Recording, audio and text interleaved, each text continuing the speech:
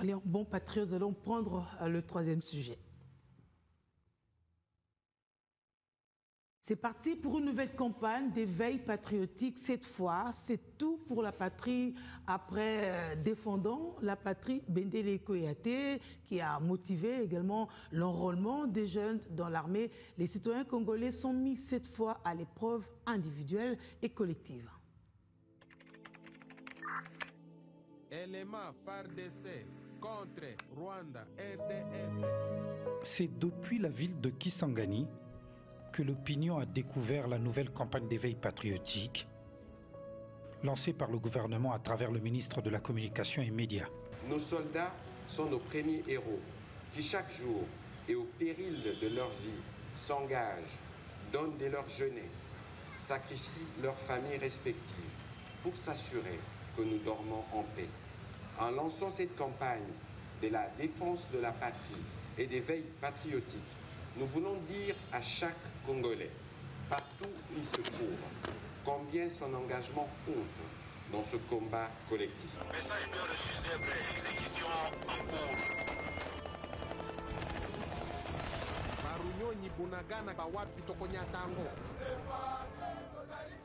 Tous pour la patrie se veut un engagement renouvelé pour la défense de la patrie.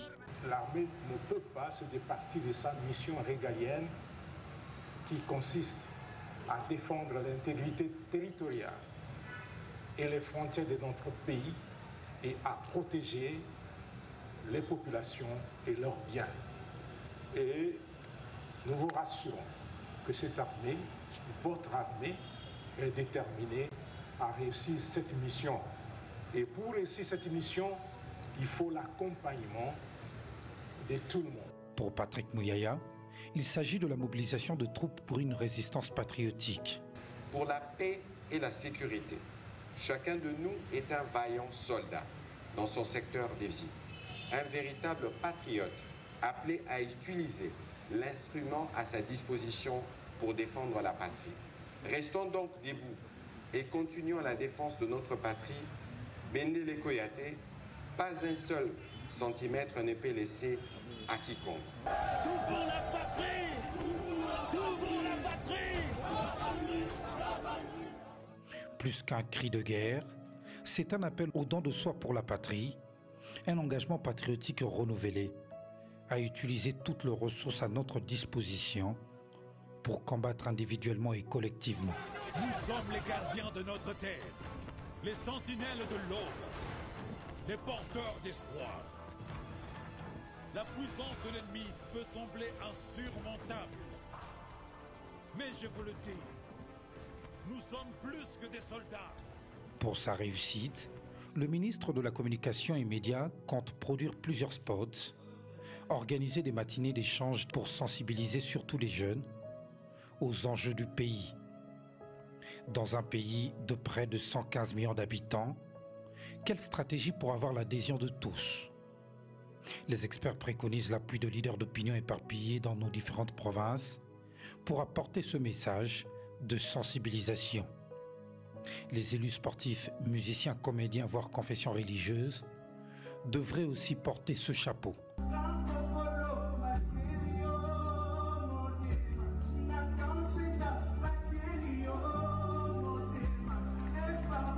Tous pour la patrie succède à Défendant la patrie, Bendele Koyate, lancé en novembre 2023. Au niveau du programme du gouvernement, et je pense que c'est à la première page, nous avions déjà annoncé que nous voulons établir un État fort et donc pour cela que nous devions ramener la paix et la sécurité sur toute l'étendue de la République démocratique du Congo.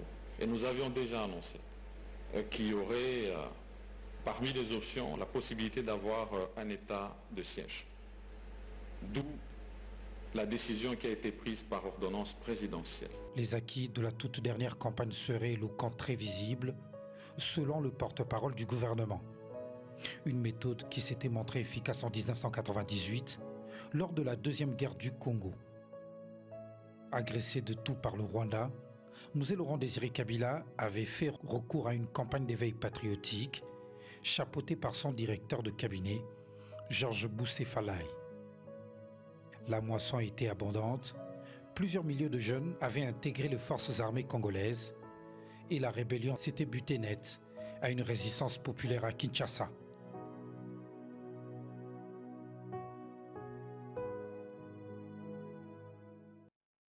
Selon vous, quel est le contexte idéal pour la campagne d'éveil patriotique? Chaque Congolais doit devenir ce qu'il veut que son pays devienne. Ça veut dire, le contexte idéal, c'est ce que nous devons porter chacun de nous en tant que Congolais en lui. Et je pense que là, actuellement, tout le décor se plante pour que ça soit le cas. Et il faudrait que le programme d'éducation nationale intègre également cela.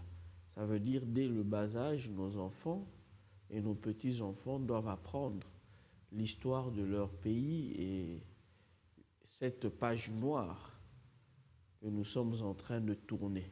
Donc il y a un travail qui devrait se faire en amont, plutôt que de demander à chaque Congolais de faire du Congo ce qu'il veut qu'il soit. On peut avoir des entendements différents selon qu'on n'est pas éduqué, selon qu'on n'est pas motivé, selon qu'on ne sait rien. Oui, mais tout à fait.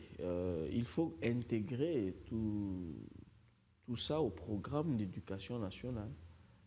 C'est cela ma position. Tout pour la patrie, le sous-entendu, c'est l'unité nationale, parce que tout ici, ça peut aller jusqu'au bain de sang. Un peu comme les militaires, eux, ils servent sous les drapeaux. Ouais. Ils sont déjà presque partis, mais les autres citoyens, eux, ne le sont pas forcément. Or, l'appel ici à cet éveil patriotique peut aller jusque-là parce qu'il s'agit de défendre notre nation. D'où le sens de l'unité nationale. Ok, mais je vois ce que vous voulez dire. Absolument, il nous faut avoir... il faut que ça se passe dans l'unité nationale, comme vous le dites, mais ça n'enlève pas ce que j'essayais de communiquer, que ce n'est possible que lorsque l'homme est formé et éduqué. Donc il faudra penser également, et c'est parmi les points que l'UDPS compte imprimer pendant ces années de gestion, c'est l'introduction de cette page noire que nous sommes en train de tourner dans le programme d'éducation nationale pour que nos enfants et nos petits-enfants apprennent ce qui s'est passé et sachent à quoi s'en tenir pour que ça ne se reproduise pas. À cette page noire participent aussi certains Congolais, purement, 100% comme on aime le dire, mais ils sont traîtres. Alors, est-ce que les injustices, la corruption, les détournements, etc., des vices nommés comme ça, ne constitueraient pas justement l'obstacle à pareil engagement? Absolument, absolument. La perversion sur toutes ses formes ne permet pas cette noblesse d'esprit. Et comme vous le dites, il faut un travail de fond pour pouvoir atteindre ça. Mais comme vous parlez de corruption, j'aimerais dire ici, parce qu'il y en a certains qui supposent que le taux de corruption a augmenté de détournement, mais c'est faux. C'est simplement que le système politique instauré par son Excellence Félix Antoine Tshisekedi fait que ceux qui dénoncent ne sont pas réprimés. Et c'est comme ça qu'on a de plus en plus de dénonciations et ça permet à la justice et aux autres instances compétentes de travailler sur ça. Mais peut-être on ne dit pas que... Oui, mais parce que quand vous parlez de corruption, j'appréhende très bien là où vous voulez en venir. Ah oui, ça c'est vous qui appréhendez, allons-y. Voilà. Et donc je suis en train de vous dire qu'il n'y a pas photo. Le Congo est en train de changer, mais il faut prendre le temps de le remarquer. Il y a quelques années, il y avait toujours le même, si pas plus, de détournement, mais personne n'en était informé. Mais les sommes sont assez colossales quand même, parce que vous parlez des taux. Mais bien sûr, c'est parce que maintenant, on a l'information qu'on n'avait pas hier. Je crois que si vous lisez les enquêtes Bloomberg, vous serez assez édifié sur les montants. On a aussi un budget qui augmente. Voilà, mais la souffrance augmente aussi, elle. Vous venez de dire qu'on est en temps de guerre. En temps de guerre, c'est vrai qu'on augmente le budget, mais l'armée absorbe une grande part. Et je demande à mes compatriotes ici, parce que c'est d'eux qu'il s'agit. De continuer à supporter. Non, mais ne me donnez pas vos idées. Je ne sais pas si elles sont bonnes. Alors, l'armée et la police, en premier, ils doivent comprendre qu'il nous faut une période de sacrifice. Et c'est la période que nous sommes en train d'endurer. Et merci à ce peuple qui comprend et supporte. Parce que bientôt, nous allons voir le bout du tunnel et vous m'inviterez ici, on en reparlera. Le sacrifice à quel niveau? Non, mais c'est que nous sommes en train de faire déjà maintenant. C'est vrai que le président est vraiment à pied d'œuvre et il y a une certaine stabilité. Mais on ne doit pas se cacher, se voiler la face. Nous n'avons pas encore atteint ce que l'UDPS a prévu pour ce pays. Et donc, c'est comme ça que nous demandons, pendant ce laps de temps que ce peuple doit supporter, on leur dit merci et on leur demande de continuer à serrer la ceinture parce que c'est bientôt la fin du calvaire. On va peut-être finir par l'UDPS, justement, parce qu'après autant d'années de combat dans l'opposition, voici l'UDPS au pouvoir. Quels sont les arguments dont elle dispose pour garder le pouvoir le plus longtemps possible? C'est ça la finalité d'être un parti politique. Très bien, très bien. Je vais ici expliquer de manière très concrète ce que nous sommes en train de faire. Vous savez que la majorité des Congolais, dans votre famille aussi je pense, tout le monde a tendance à vouloir aller vivre en Europe. Et c'est pourquoi? C'est à cause du social.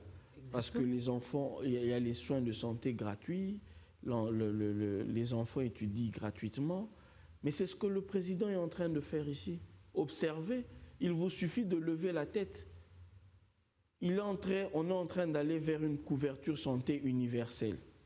Nous avons l'éducation de base qui est quasi gratuite. Au fait, nous sommes en train de faire un travail de fond et comme il le disait lui-même, nous sommes en train de créer les conditions pour qu'on ait l'Allemagne d'Afrique. Il faut juste lever la tête. Nous sommes restés trop longtemps dans la même position et on ne sait pas se rendre compte que nous sommes en train de bouger. Aujourd'hui, les femmes peuvent accoucher gratuitement, avec tous les frais, tout ce que ça comporte comme frais, la césarienne ou autre. Nous n'avions pas ça il y a 2 ans passés. Et si il faut donner quelque chose à ce peuple, c'est d'abord les conditions sociales. C'est vrai qu'on ne peut pas faire tout en même temps, mais l'UDPS et son savoir-faire, nous sommes en train de poser les bases. Vous avez l'éducation de base gratuite. Peut-être que vous, dans votre famille, vous avez les moyens de scolariser vos enfants. Mais savez-vous combien de milliers, de millions d'enfants ont accès à l'éducation grâce à cette mesure? Combien d'âmes sauvées? Combien de talents le Congo aura grâce à cette mesure? Je pense qu'on est dans le bon, on est dans le vert.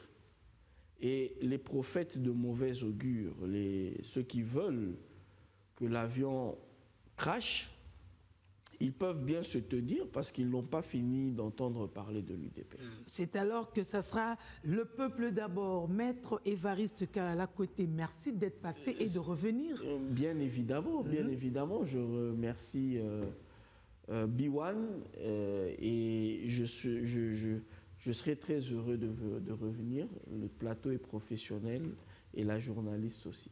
À très bientôt. C'est moi qui vous remercie. Voilà, messieurs, c'est la fin de ce MAD du dimanche. Nous nous retrouvons dimanche prochain. Au revoir.